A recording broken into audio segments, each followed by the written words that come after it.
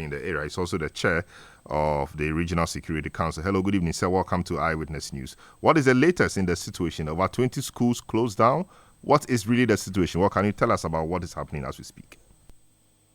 Yeah, just as the PRO spoke, a conflict broke out within the Bumbago Nanik area, and then 3 lives were lost, including a teacher who is not even a native of the area.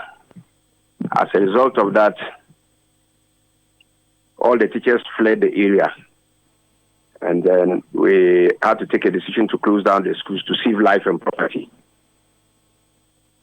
Students who were about to write, we decided integrating them to the nearby schools in Napanduri and then Munkugu so that they could join them to write. And then whilst we see how we can work effectively to get the situation under control, and then see when the schools will be open for classes to start. There's always been some difficulty in the area, but what triggered this particular one? Purely it's a chieftaincy issue between Bumbago and Nanik. And you know, Bunkugu specifically, or Bumbago and the Nanik, it is a clan issue. It's a tribal issue. So, and they are a bit dicey. It's not everything that we can see on air. Once it's a conflict area, the situation is too fragile that we need to be careful with some of the issues. We cannot bring them into the public domain. But the overlord of the area, the Nairi, and then the Bunkugu chief, and then other stakeholders are working around the clock with the Regional Security Committee to see how we can bring the situation under control. One would expect that we will have a lot of security men patrolling the area. What is the situation on that front? Please come again. I'm saying that one would expect that we will have more deployment of security personnel, police, military people, etc. in the area to restore or maintain calm. What is the situation on that front? Oh, there is enough security there. We are patrolling the communities to bring the situation under control. And we are even pitching a camp in between Bumbago and Nadik where the clashes are taking place. So currently there are policemen there monitoring the situation on the ground.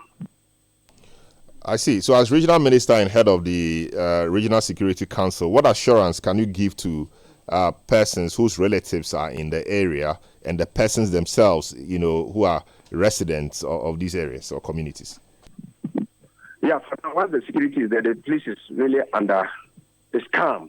And then the REGSEC is meeting to review the situation and see how we can get all the stakeholders on the table so that we speak to the issues and see how we can find a lasting solution to the conflict over there. Like I mentioned earlier, the overlord is inviting some of the chiefs so that they will also sit down and look at the situation.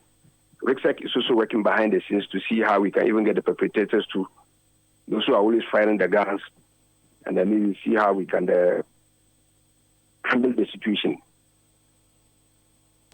I see.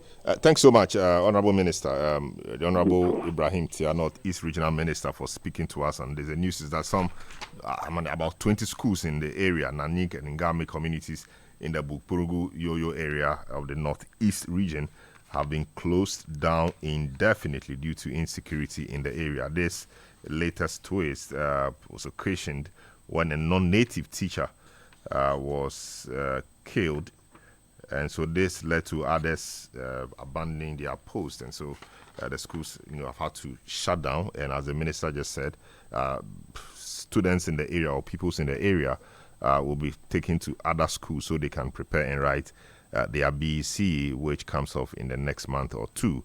This is Eyewitness News.